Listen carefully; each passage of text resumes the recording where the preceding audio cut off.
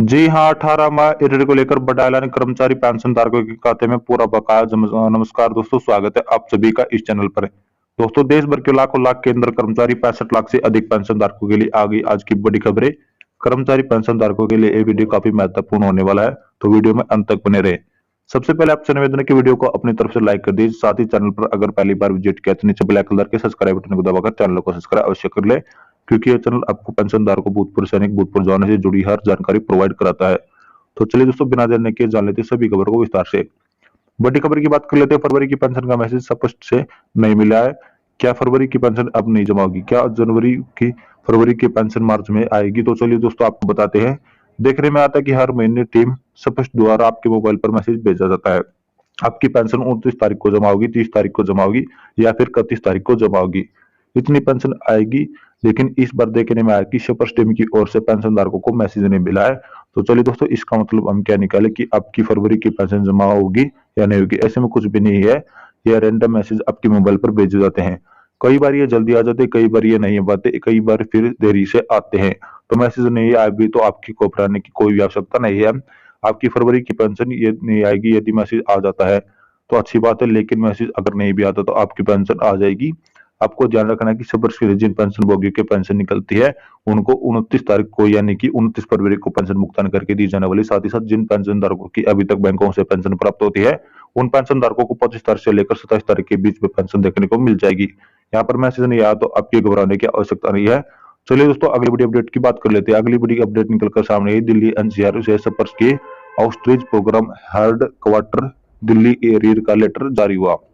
आपकी जो भी प्रॉब्लम है, आप इसमें जाकर अपनी प्रॉब्लम को सुना सकते हैं, अपनी परेशानियों को बता सकते हैं, आपको सुधार सकते हैं। चाहे आपकी कोई भी दिक्कत हो, पेंशन से हो, चाहे दिक्कत आपकी पेंशन से लेकर हो, शायद आपकी कॉन्स्टिट्यूशन रिकॉर्डिंग कोई समस्या हो या आपकी पेंशन के रिकॉर्डिंग समस्या हो, आप इस ऑल आउट प्रोग्राम में जा सकते हैं। सपर्स के जो 26 जनवरी से शुरू होने वाले यहाँ पर रहा है, यहाँ पर दिल्ली और दिल्ली एनसीआर के आसपास के जो भी पेंशन धारक लेते हैं, वो इस प्रोग्राम में हिस्सा लेते हैं। दिल्ली आर्ड क्वार्टर का लेटर जारी कर दिया गया है। इस प्रोग्राम के लिए आपकी कोई समस्या आसपास रहते हैं, दिल्ली एनसीआर में रहते हो, आप इस प्रोग्राम में अपनी पेंशन के लिए रिकॉर्डिंग अपनी जो भी प्रॉब्लम है आपको सोल्व कराने का प्रयास कर सकते हैं। चलिए अगली बड़ी अपडेट की बात कर लेते हैं। भारत सरकार का लेटर हुआ जारी, जिसमें बताया गया कि यदि पेंशनर की मृत्यु रिटायरमेंट के 15 साल के भीतर हो जाती है तो दिल्ली और आपको अगूट जाते हैं। उसके बाद अगर फैमिली पेंशन हो जाती है तो 15 साल से पहले मृत्यु होने पर मान कर लिया जाता है। 7 साल की मृत्यु हो जाती तो रिटायरमेंट के बाद पेंशनधारकों की मृत्यु लेकिन उनके कंप्यूटर को जो 15 साल तक काटना था, लेकिन वो काटना कितने साल तक है? 7 साल तक, या उसके बाद फैमिली पेंशन शुरू कर दी जाती है। उनकी वाइफ को, उनकी स्पाउस को तो फैमिली पेंशन मिलेगी। उसमें कंप्यूटर भारत सरकार का लेटर जारी हुआ है, उसमें कोई क्लियरिफिकेशन देने का कोई आता है। सभी पेंशन धारकों को बताने का प्रयास किया गया यदि पेंशन की मृत्यु 15 साल की अवधि से पूर्व की जाती है तो फैमिली पेंशन शुरू हो जाती है, उसमें ट्यून काटा जाता है। आपको यहाँ पर लिए बड़ी खबर है की बात है, भारत सरकार का लेटर जारी हो चुका है। चलिए दोस्तों, अगली बड़ी अपडेट की बात कर लेते हैं। भारतीय पेंशन भोगी समाज ने केंद्र सरकार के सामने मांग रखी है। गुजरात सरकार की तरफ पर मांग की गई है कि गुजरात सरकार अपने पेंशन धारकों के लिए जो क्विंटन की अवधि है 15 साल की बजाय 13 साल की रिकवरी कर लेती है। ऐसे में हर महीने पेंशन धारकों के लिए अच्छी खबर है कि कम्यूनिटी यदि 15 साल की बजाय 13 साल में हो जाती है तो उसमें 2 साल पहले ही फुल पेंशन मिलनी शुरू हो जाती है। गुजरात सरकार के तरफ पर भारतीय पेंशन भोगी समाज ने केंद्र सरकार के मांग पत्र पे अपनी मांग रखी है और कहा कि केंद्र सरकार को भी 15 साल की ओर से उसे घटाकर 13 साल कर देना चाहिए, क्योंकि हर महीने पेंशन भोगी का मन होता है कि उसे फुल पेंशन जल्द से जल्द प्राप्त हो। ऐसे में केंद्र सरकार सामने रखी गई है कि चलिए दोस्तों, अगली बड़ी अपडेट की बात कर लेते हैं। अगली अपडेट खबर आपके लिए महंगाई भत्ते को लेकर निकलकर सामने आई है। केंद्र सरकार के कर्मचारी और पेंशन धारकों के लिए महंगाई भत्ते में राहत का ऐलान लेकर बड़ी अपडेट है। केंद्र कर्मचारी पेंशन धारकों को इस बार अप्रैल महीने का इंतजार नहीं करना होगा। केंद्र सरकार ओली के पास मार्च महीने में आपकी महंगाई भत्ते में राहत को लेकर ऐलान करेगी। प्रेस कॉन्फ्रेंस में अनुराग ठाकुर आपके पास 46% महंगाई भत्ते को बढ़ाकर 50% करने की आधिकारिक पुष्टि करेंगे, जिसके बाद आपको मार्च महीने के सैलरी पेंशन भरने का महंगाई भत्ते और महंगाई राहत के साथ भुगतान करके दिया जाएगा, जिसमें कर्मचारी पेंशन धारकों के लिए बड़ी डीआईडीआर का जनवरी, फरवरी और एरिया का भुगतान मार्च में ही देखने को मिल जाएगा।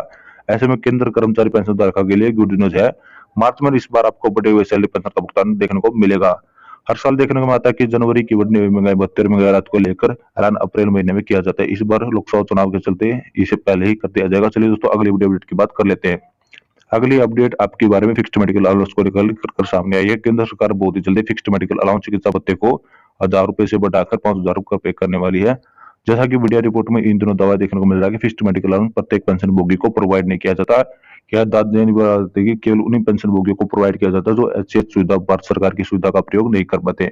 उन्हीं पेंशनधारकों को चिकित्सा भत्ता प्रोवाइड किया जाता है ताकि ये पेंशन भोगी प्राइवेट हॉस्पिटल में जाकर अपना इलाज करवा सके। चलिए दोस्तों, अगली वीडियो अपडेट की बात कर लेते हैं। अगली बड़ी खबर निकल कर सामने है कि 50% महंगाई भत्ते बेसिक में करेगी मर्ज। इसको लेकर बड़ा अपडेट, केंद्र सरकार 50% महंगाई भत्ते बेसिक में मर्ज कर सकती है। सातवें वेतन आयोग के दौरान इस तरह से सिफारिशें मौजूद होंगी जिसके आधार पर महंगाई भत्ते को बेसिक में मर्ज किया जा सकता है, जैसा कि पिछले वेतन आयोग के दौरान किया गया था। ऐसे में केंद्र सरकार 50% महंगाई भत्ते बेसिक में मर्ज करेगी, इसकी संभावना प्रबल है, क्योंकि केंद्र सरकार 8वें वेतन आयोग को नहीं आई। ऐसे में केंद्र सरकार 7वें वेतन आयोग के दौरान सैलरी पेंशन रिवीजन करेगी, तो ऐसे में महंगाई भत्ते को बेसिक में मर्ज किया जा सकता है। और साथ ही साथ सरकारी सूत्र नाम न लेने की दिशा में दावा करते कि केंद्र सरकार बहुत ही जल्द आपके लिए फिटमेंट फैक्टर को बढ़ाने वाली है। केंद्र सरकार फिटमेंट फैक्टर को 2.5 से बढ़ाकर 3.6 करेगी ताकि 8वें वेतन आयोग के लिए मांगे और बस्ती हो रहे। तो दोस्तों, हम आशा करते हैं कि आपको हमारी जानकारी पसंद आएगी, तो वीडियो को लाइक करें, शेयर करें तथा चैनल को सब्सक्राइब जरूर करें। धन्यवाद।